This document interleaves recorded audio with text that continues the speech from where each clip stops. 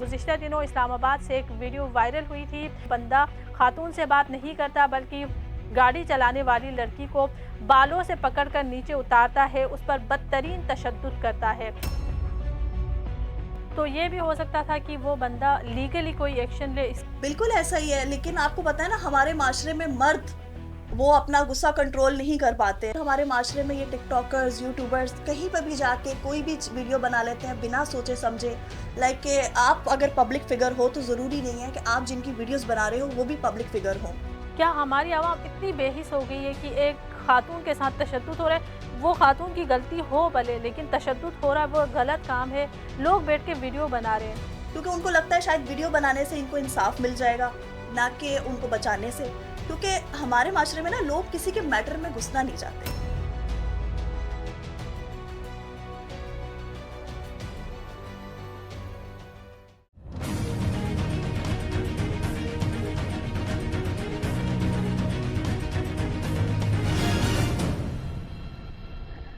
अस्सलाम वालेकुम नाजरीन, वॉइस ऑफ नेशन के साथ मैं हूँ आपकी मेज़बान फरहीन अमजद। नाजरीन, आज हम एक इंतहाई हसास मौजू के ऊपर बात करने वाले हैं।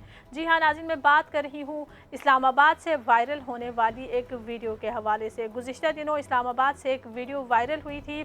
उस वीडियो में देखा जा सकता था कि एक शख्स गाड़ी में आता है, ओवरटेक करके सामने वाली गाड़ी को रोकता है और बाकायदा तौर पर गाड़ी से उतरता है, अपने दोस्तों के साथ उतर कर गाड़ी में जाता है। गाड़ी में खातून होती है, उनसे वो पहले बदकलामी करता है। ये सारा मामला जब चल रहा होता है तो गाड़ी में बैठी एक खातून उतरती हैं, वो उस बंदे से बात करने की कोशिश करती है, लेकिन वो बंदा खातून से बात नहीं करता बल्कि गाड़ी चलाने वाली लड़की को बालों से पकड़कर नीचे उतारता है, उस पर बदतरीन तशद्दुद करता है।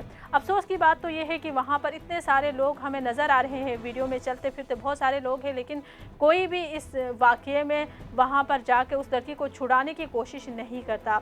ये सब देख के नाज़रीन, इसकी वजह जो भी हो, कोई भी वजह हो, लेकिन किसी भी खातून के साथ इस तरह का बर्ताव करना क्या आपके ख़्याल में सही है? नाज़रीन, हम यहाँ पर किसी भी तरह ये डिफेंड नहीं करते हैं कि उस बंदे ने उस खातून के साथ जो किया वो सही है, लेकिन इस हवाले से तफसीलात जानने की कोशिश करेंगे। हमारी कुलीग हमारे साथ मौजूद है नयाब मलिक जी। तो नयाब, आप हमें ये बताएं कि इस कहानी की असल हकीकत क्या है? देखिए, मैंने इस केस पर अभी जितनी भी रिसर्च की है ना, उस हवाले से मुझे कुछ चीज़ें ही सामने आई हैं जो मुझे भी समझ आई। लाइक देखने को ये मिल रहा है कि ये लड़की जो है एक टिकटॉकर है। और आपको पता है आजकल हमारे माशरे में ये टिकटॉकर्स, यूट्यूबर्स कहीं पर भी जाके कोई भी वीडियो बना लेते हैं बिना सोचे समझे। लाइक कि आप अगर पब्लिक फिगर हो तो ज़रूरी नहीं है कि आप जिनकी वीडियोस बना रहे हो वो भी पब्लिक फिगर हो। तो हर इंसान ये चीज़ बर्दाश्त नहीं करता। तो इस केस के पीछे का जो बैकग्राउंड है वो अभी तक यही देखने को मिला है कि 23 फ़ैब को इस लड़की ने किसी रेस्टोरेंट में किसी फैमिली की वीडियो बनाई, जो कि इसने अपलोड कर दी और वो वायरल भी हुई। और ये जो शख्स जिसने इसके ऊपर तशद्दुद किया है वो इसी शख्स की फैमिली थी। जब इस शख्स ने देखा कि इसकी फैमिली की वीडियो वायरल हुई तो इसको गुस्सा बहुत आया और इसके अंदर वो चीज़ थी। इस वीडियो को काफ़ी टाइम गुजरा, उसके बाद उसी रेस्टोरेंट में दोबारा इन दोनों का आमना सामना हुआ।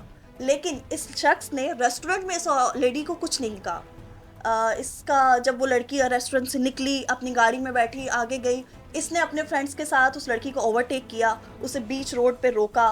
रोकने के बाद उसकी गाड़ी का दरवाज़ा खोलकर उसके साथ बदतमीज़ी स्टार्ट कर दी। बदतमीज़ी स्टार्ट की तो इस औरत के साथ इसकी वालिदा भी मौजूद थी, जिन्होंने बदतमीज़ी पे उस शख्स के साथ बदतमीज़ी की कि भई आप ऐसा कैसे कर सकते हैं, हमें बीच रोड पे, आप होते कौन है इस तरह से सवाल करने वाले। इस शख्स ने उनका जवाब देने के बजाय उस लड़की को बालों से खींचा और रोड पर लाकर मारा, जो कि बहुत गलत है। अगर आपकी फैमिली की उन्होंने वीडियो बनाई है तो फिर भी आपका ये राइट नहीं बनता कि आप किसी लेडी को रोड पर खड़ा करके उसको मारें या तशद्दुद करें। तो मुझे ये चीज़ समझ नहीं आई। तो ये भी हो सकता था कि वो बंदा लीगली कोई एक्शन ले। इसके भी तो बहुत सारे ऑप्शंस होते हैं कि अगर कोई आप किस तरह वीडियो बनाए तो आप लीगल एक्शन ले सकते हैं। ये तो हम किसी तौर पर भी इसको सही करार नहीं दे सकते ना। बिल्कुल ऐसा ही है, लेकिन आपको पता है ना, हमारे माशरे में मर्द वो अपना गुस्सा कंट्रोल नहीं कर पाते हैं। लाइक अपने दोस्तों के उसमें आगे कि भाई हमारी पूरी गैंग है, हम कुछ भी कर सकते हैं। तो लाइक उस चीज़ में आके ना इसने उन लेडीज़ को टॉर्चर किया और बाद में उसको नहीं पता था कि उसकी वीडियोस वायरल होंगी।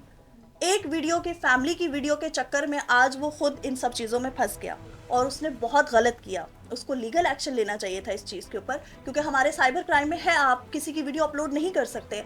वो लीगल एक्शन ले सकते थे, लेकिन आपको पता है हमारे माशरे में कहाँ कोई लीगल एक्शन लेता है। ऐसा ही है, हमारे माशरे में तो कोई कानून ही नहीं है। लेकिन इस केस में पहले ये भी बातें सामने आ रही थी कि उन खातून ने जो एफआईआर दर्ज करवाई थी उसमें ये भी था कि उनके कोई 20 लाख रुपए गाड़ी में मौजूद थे, या फिर कोई 10 तोला सोना लेकर वो जा रहे थे, वो सब चोरी हो गया है। तो ये क्या था, कोई क्या वाकई कोई 20 लाख रुपए, या आजकल आपको पता है पाकिस्तान के हालात कैसे हैं, तो लेकर क्या गाड़ी में कोई घूमता है? नहीं नहीं नहीं, देखिए बिल्कुल ऐसा नहीं हो सकता। कोई भी इतना पागल नहीं है कि 20 लाख रुपए और सोना लेकर गाड़ी में ऐसे जा रहा है और रेस्टोरेंट में डिनर भी कर रहा है। लाइक इस तरह की कोई चीज़ नहीं है। वो मे भी मुझे लगता है कि जब ये ऐसा केस हुआ तो उन्होंने इसको ज़्यादा मज़ीद टॉर्चर करने के लिए या फंसाने के लिए ये इल्ज़ाम उस पर लगाए। लेकिन बाद में ये भी देखने को मिला कि उन्होंने बाद में क्लियर भी किया कि ऐसा कुछ नहीं था, मिसअंडरस्टैंडिंग थी। तो मुझे नहीं लगता कि ये सच था।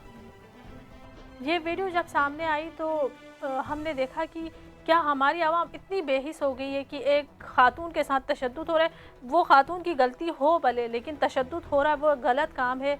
लोग बैठ के वीडियो बना रहे हैं। इसके हवाले से आप क्या कहती हैं? देखिए आजकल ना हमारे माशरे में हर चीज़ को जो है ना बहुत नॉर्मली लिया जा रहा है। हर चीज़ को मतलब वो लोग किसी को बचाने से, किसी का फेवर लेने से ज़्यादा इंपॉर्टेंट समझते हैं क्लिप बनाना, वीडियोस बनाना, कि चलो हम वीडियोस बना के वायरल कर देते हैं। क्योंकि उनको लगता है शायद वीडियो बनाने से इनको इंसाफ मिल जाएगा, ना कि उनको बचाने से।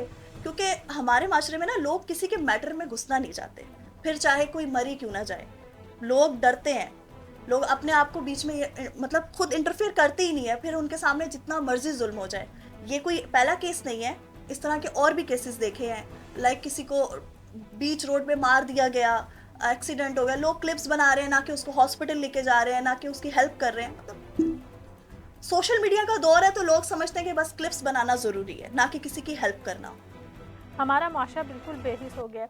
इसके अलावा जैसे ये वीडियो सामने आई थी, सोशल मीडिया पर वीडियो सामने आते ही मैं इस वीडियो को देख रही थी, फिर मैं नीचे जाके कमेंट्स देख रही थी कि मैं ये इसलिए देख रही थी कि ये वाक़या कहाँ पर पेश आया है, क्या वजह है। तो मैं कमेंट्स देख के मैं हैरान रह गई थी। बहुत सारे लोग इस तरह के भी कमेंट्स कर रहे थे कि वो लड़की की ड्रेसिंग ऐसी थी, उसके साथ तो ऐसा ही होना चाहिए था।